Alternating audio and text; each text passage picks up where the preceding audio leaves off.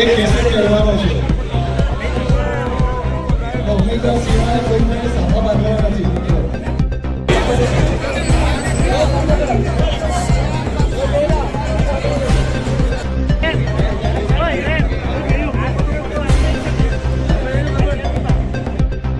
દરેક ઉમેદવારને બચાવવા મોબાઈલ સારી પોતાનો ઓર્ડર નથી. માન્ય મુખ્યમંત્રી આપણે વચ્ચે આવી ગયા છે.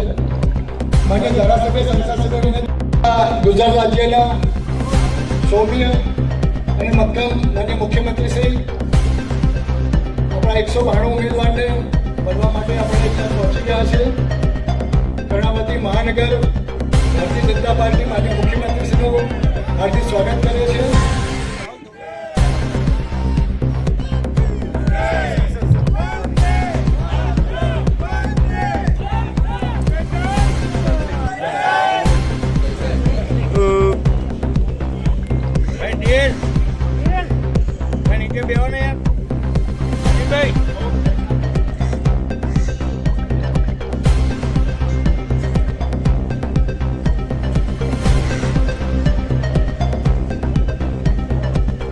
આપણી વચ્ચે માન્ય મુખ્યમંત્રી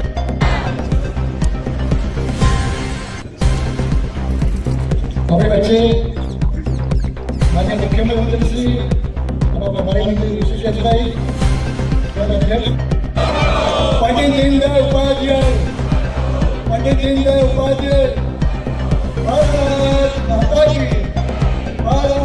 માતા કી, વંદે વંદે माता की, भारत माता की, भारत माता की. હું પાર્ટીના બંધારણ, નિયમો, અનુશાસનના પાલનનું વચન આપું છું. હું પંડિત દીનદયાળજીના સમાજના છેવાડાના માનવીના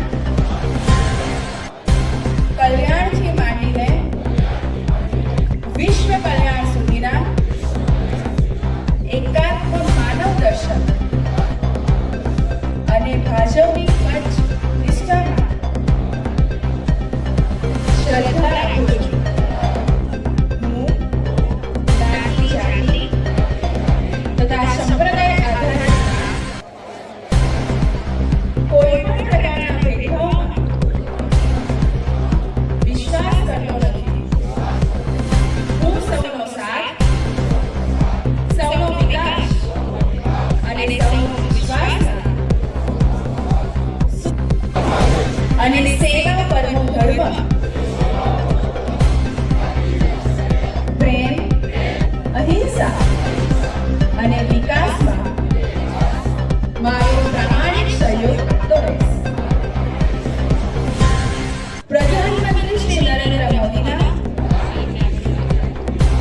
આત્મનિર્ભર ભારત અને વોકલ ફોર લોકલ સ્વદેશી અને સ્વચ્છતા અભિયાનમાં પ્રયાસ કરીશ. જન સેવા એ જ પ્રભુ સેવા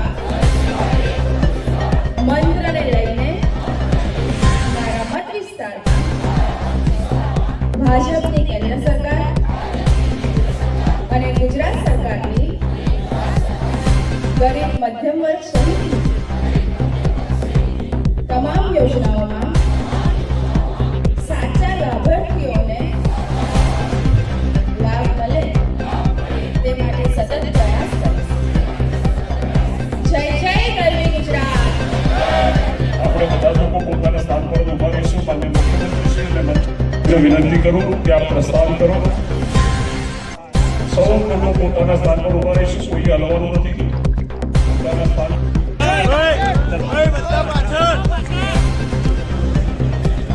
આપણા બધા લોકોને ઉપર સામે કોઈ આંચો કરવાનો નથી. ક્રેન પર જ ફોટો લેવાઈ રહ્યો છે. ભારતીય જનતા પાર્ટીનો કાર્યકર્તા આજથી ચૂંટણીનો શ્રીગણેશ કરવા જઈ રહ્યો છે. માન્ય મુખ્યમંત્રી શ્રી આદરણીય ભૂપેન્દ્રભાઈ પટેલ સાહેબ અને આપણા પ્રભારી મંત્રી શ્રી જે સામે ક્રેન છે એમાંથી ફોટો લેવાઈ રહ્યો છે. એટલે બધા જ લોકોનું ધ્યાન એ સામે ક્રેન તરફ જાય એવી